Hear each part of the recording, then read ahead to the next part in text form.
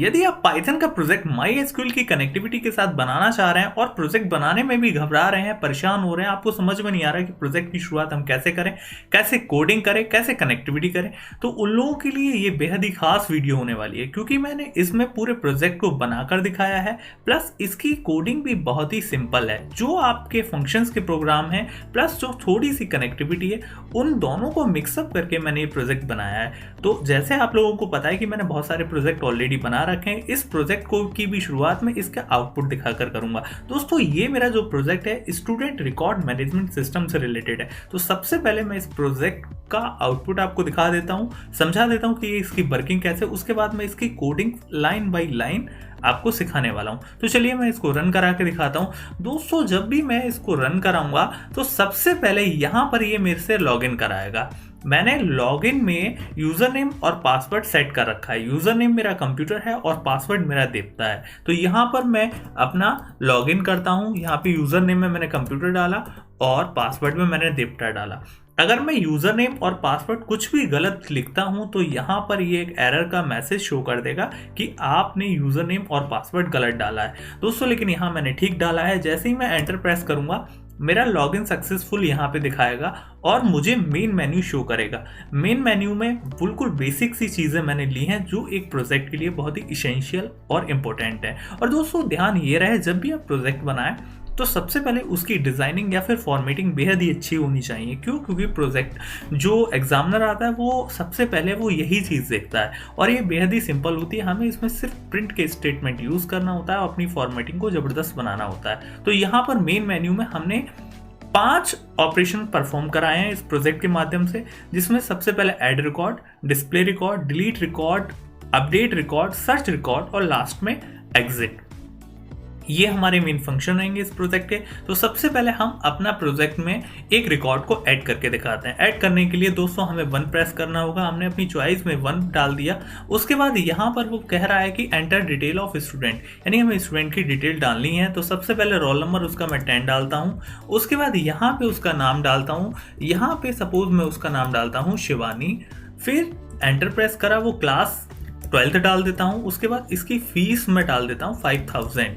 तो दोस्तों, इस तरीके से जैसे ही मैंने करा यहाँ पे इंफॉर्मेशन सेव हो गई। उसके बाद फिर से उसने मेन मेन्यू दिखा दिया कि अब आप कौन सा ऑपरेशन परफॉर्म कराना चाह रहे हैं। तो सपोज अगर मैं डिस्प्ले कराना चाहूँ तो मुझे 2 प्रेस करना होगा। तो यहाँ चॉइस में मैं 2 डाल देता हूँ। जैसे ही मैंने 2 डाला तो यहाँ पे मेरे पूरा रिकॉर्ड शो हो गया। तो दोस्तों, यहाँ पे रोल नंबर है, नेम है, क्लास है और फीस है। इसी तरीके से मैं रिकॉर्ड को सर्च कर सकता हूँ। ये जो सर्चिंग है या जो डिलीट है या जो अपडेशन है, ये रोल नंबर के अकॉर्डिंग होने वाली है। तो दोस्तों, मैं सारे फंक्शंस को समझाते हुए ना चल के डायरेक्ट कोडिंग को सिखाता हूँ, क्योंकि अगर मैं सारे फंक्शंस को समझाऊंगा तो वीडियो मेरी लंबी हो जाएगी। तो चलिए हम लोग कोडिंग सेक्शन में लाइन बाई लाइन इसको सिखाते हैं।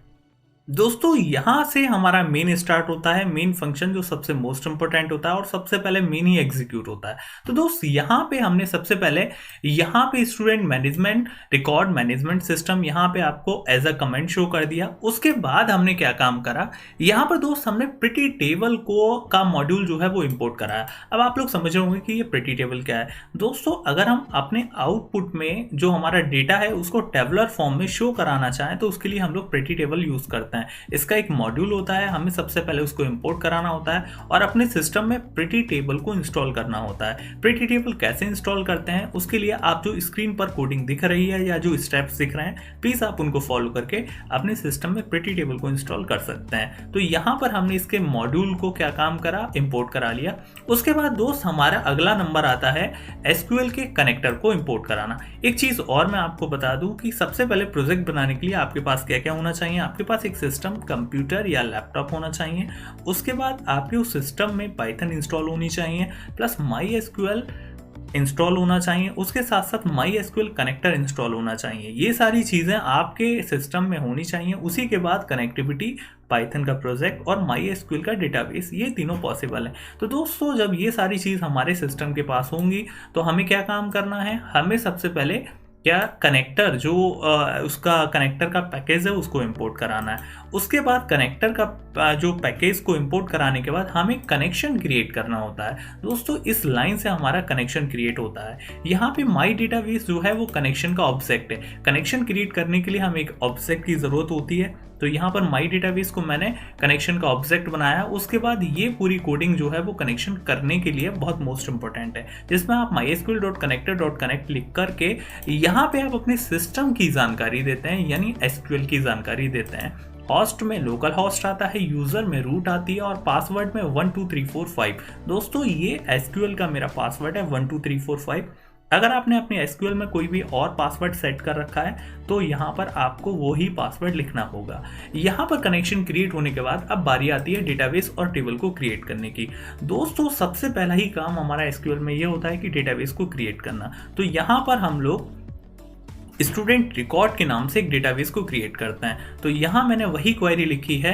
हाँ, दूसरी चीज, अब दोस्त हमको क्या काम करना होता है, हमें कर्सर की भी क्वेरी, जो कर्सर है उसका भी एक ऑब्जेक्ट बनाना होता है। तो यहाँ पे माई कर्सर नाम का हमने क्या काम करा, कर्सर का एक ऑब्जेक्ट बनाया।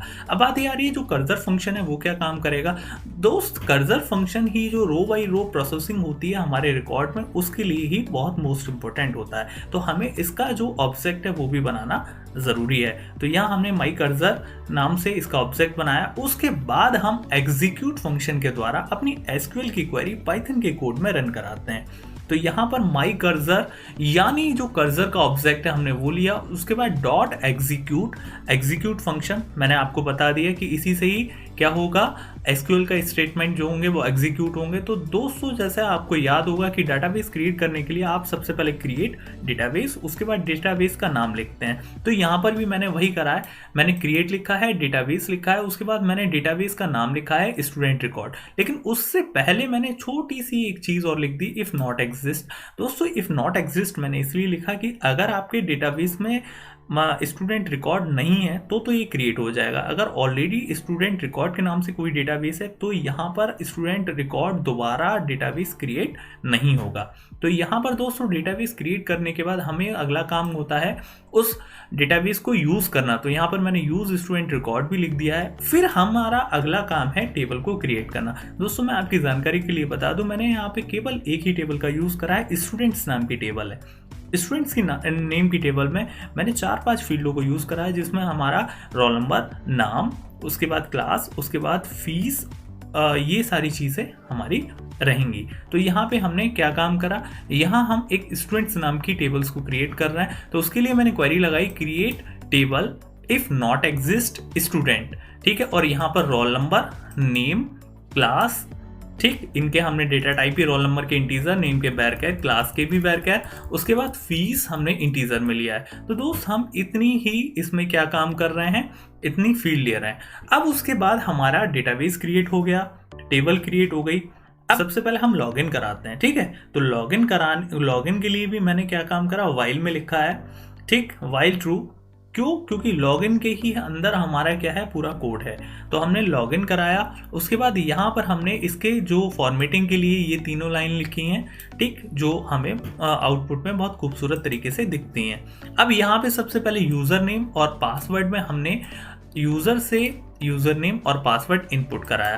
दोस्तों मैंने आपको पहले ही बता दिया था कि हमने अपने प्रोग्राम में यूजर नेम में कंप्यूटर सेट कर रखा है और पासवर्ड में देवता सेट कर रखा है। तो अब हम क्या काम करते हैं, अब हम यूजर के द्वारा इनपुट किए हुए यूजर नेम और पासवर्ड को अपने सिस्टम में सेव करे हुए यूजर नेम और पासवर्ड से मैच कराते हैं, यानी अपने प्रोग्राम में लिखे हुए यूजर नेम और पासवर्ड से हम लोग मैच कराते हैं। तो यहाँ पर जो user name, if user name equal computer and password equal देवता, अगर यूजर नेम और पासवर्ड आपके कंप्यूटर और देवता दोनों मैच कर जाते हैं तो हमारे पास मैसेज आ जाता है लॉगिन सक्सेसफुल, ठीक है।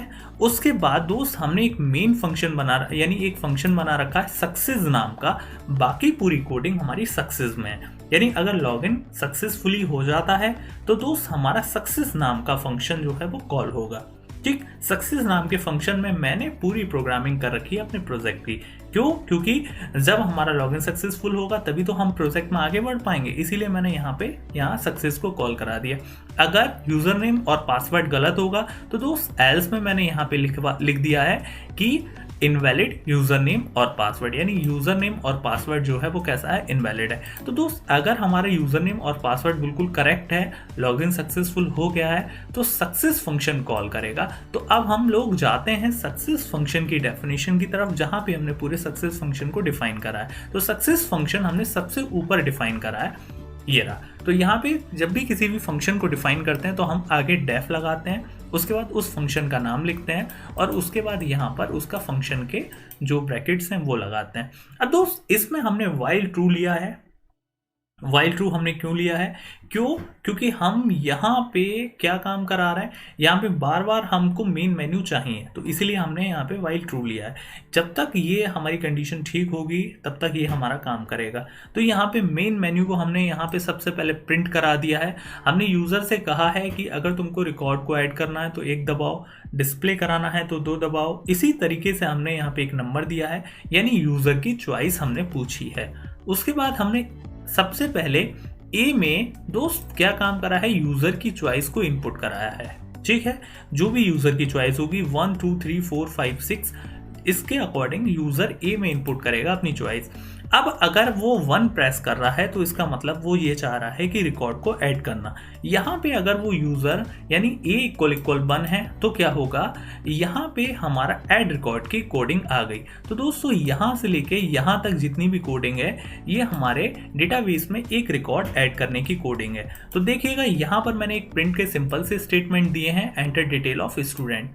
ये हमारी खूबसूरती यानी प्रोजेक्ट की खूबसूरती बनाने के लिए है। आगे हमने यहाँ पे 4 चीजें इनपुट कराई हैं, जिसमें रोल नंबर, नेम, क्लास और फी, यानी ये चारों चीजें RNFD बारी बारी से इन 4 वेरिएबल में हमने यहाँ पे इनपुट करा दी। उसके बाद दोस्त हमने क्या काम करा, my cursor equals to my database dot cursor, यानी इसको हमने क्या काम करा, कर्जर को भी यहाँ पे एक ऑब्जेक्ट के तौर पर यहाँ लिख लिया। अब दोस्त हमने SQL में अपनी जो क्वेरी है वो लिखी, इंसर्ट इनटू स्टूडेंट। स्टूडेंट्स में कौन कौन सी फील्ड्स हैं, हमारी रोल नंबर है, नेम है, क्लास है, फी है, ये चारों हमने उसकी फील्ड के नाम लिखे। उसके बाद वैल्यूज में हमने यहाँ परसेंटेज और परसेंटेज दिया है। क्योंकि ये जो चारों वैल्यू हैं ये हमारी ऊपर से उठकर आएंगी RNFD में। ठीक है, तो दोस्तों यहाँ पर हमने अपनी क्वेरी लिखी SQL में।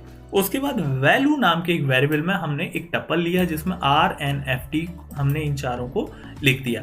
अब दोस्त हम इसकी क्वेरी को कैसे एग्जीक्यूट कराएंगे, तो यहाँ पे माई कर्जर डॉट एग्जीक्यूट लिख करके SQL यानी ऊपर वाली पूरी क्वेरी यहाँ पे, उसके बाद इसकी जो वैल्यू है जो कि हमने टपल में डाली है वो लिख देंगे। और दोस्त उसके बाद हम लोग क्या काम करेंगे, कॉमिट फंक्शन का यूज करेंगे। अब मैं आप लोगों के लिए बता दूं कि कॉमिट फंक्शन का यूज जब भी हम कोई डेटाबेस में कुछ अपडेशन करते हैं या फिर टेबल में हम क्या काम करते हैं, कोई वैल्यू ऐड करते हैं या डिलीट करते हैं, तो जब भी कोई भी अपडेट होगा टेबल में तो उसके बाद हम कॉमिट फंक्शन का यूज जरूर करेंगे, क्योंकि कॉमिट फंक्शन ही रेस्पॉन्सिबल होता है टेबल को अपडेट करने में। तो यहाँ पे हमने कॉमिट फंक्शन का यूज कर दिया।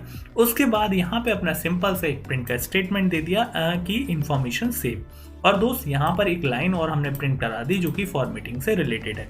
अब हम बात करते हैं कि अगर यूजर 2 प्रेस करता है, 2 प्रेस करने का मतलब ये है कि वो रिकॉर्ड को डिस्प्ले कराना चाहता है। तो उसके लिए हमने क्या काम करा, सबसे पहले ये वाली लाइन लिखी, ये हमने हर एक फंक्शन में लिखना है।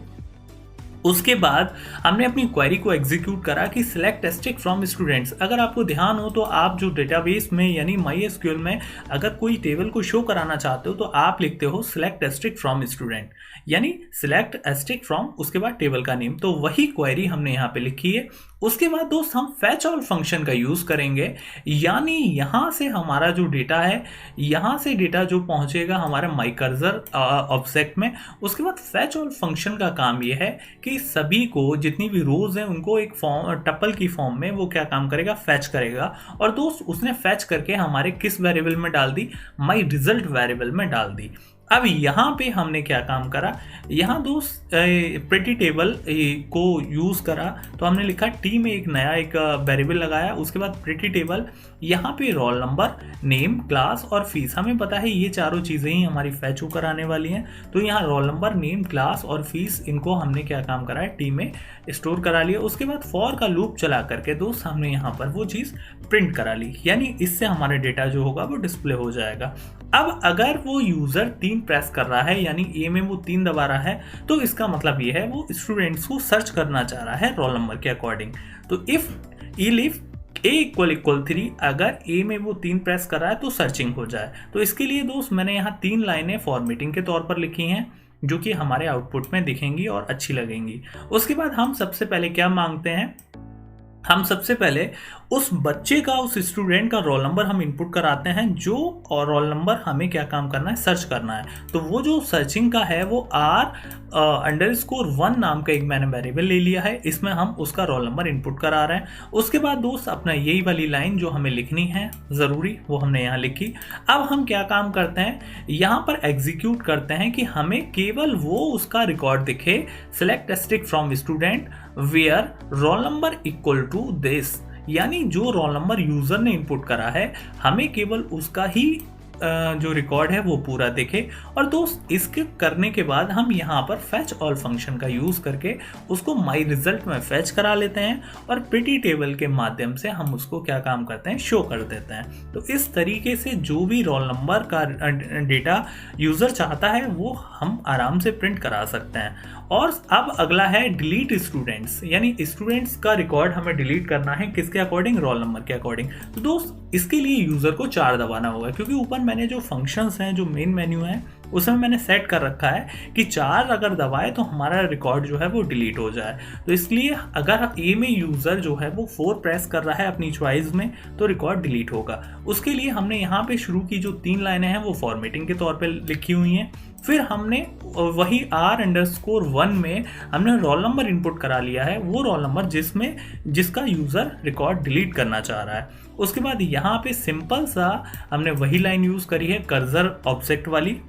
फिर दोस्त हमने यहाँ पे अपनी क्वेरी लिखी है माई कर्सर डॉट एग्जीक्यूट में, यानी delete from student where roll number equals to this, यानी जो रोल नंबर यूजर ने इनपुट करा है उसका रिकॉर्ड यहाँ पे डिलीट हो जाए।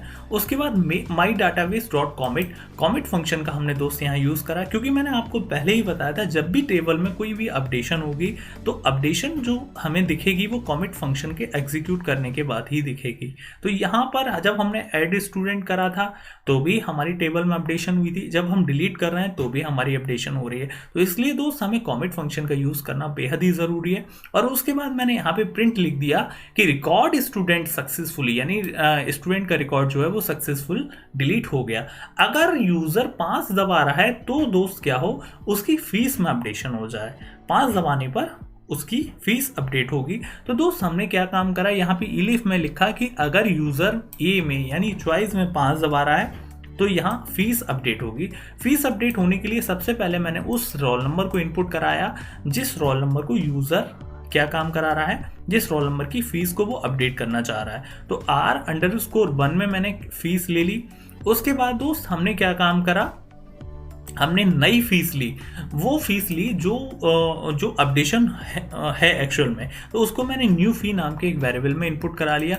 अब दोस्त यहाँ पे हमने क्या काम करा, यहाँ पे फिर से हमने वही लाइन लिखी। उसके बाद यहाँ पे अपनी अपडेट वाली क्वेरी यूज़ कर दी। हमने क्या लिखा, माई कर्सर डॉट एग्जीक्यूट, उसके बाद update student set fee equal to new fee, यानी जो उसकी जो पुरानी फ़ी है उसकी जगह हमारी कौन सी फ़ी ऐड हो जाए, यानी ऐड नहीं यानी अपडेट हो जाए, वो न्यू फीस नाम के जो वेरिएबल में वैल्यू पड़ी है वो अपडेट हो जाए।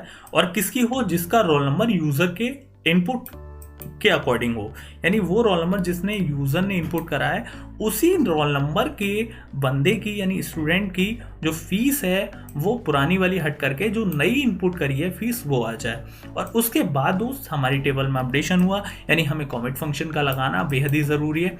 और फिर हमने क्या काम करा दोस्त, जिसकी फीस हमारी अपडेट हुई है उसको हमने यहाँ पर प्रिंट करा दिया। ठीक है, तो ये जो यहाँ से लेके यहाँ तक की जो क्वेरीज है यानी जो कोडिंग है वो सिर्फ और सिर्फ प्रिंट कराने की है कि अपडेशन के बाद देख लो अब आप इसकी पुरानी फीस जो है वो हट गई और उसके बाद जो यूज़र ने फीस इनपुट करी है वो यहाँ पर आ गई। तो दोस्तों अगर वो यूज़र 6 प्रेस कर रहा है या फिर कोई और की प्रेस कर रहा है तो तुरंत हमारा काम क्या हो, एग्जिट हो जाए। तो यहाँ पे हमने लिखा है एल्स, यानी हमने सारी जो अपनी चीज़ें थी कंडीशंस थी वो इलिफ में लिखी और लास्ट में जो बची एग्जिट वाली उसको हमने यहाँ पे एल्स में लिख दिया, एल्स एग्जिट।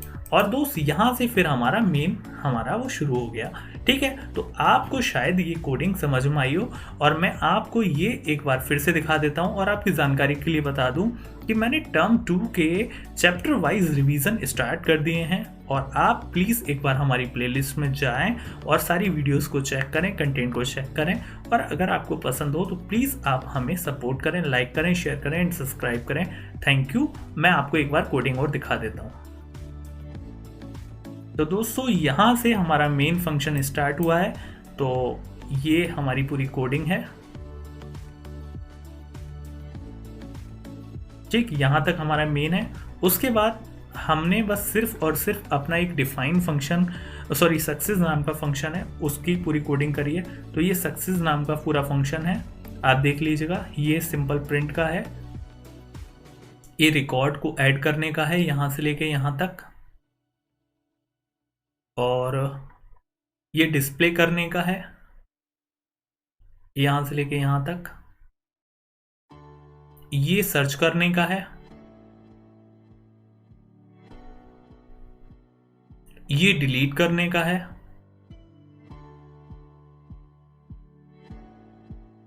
ये अपडेट करने का है।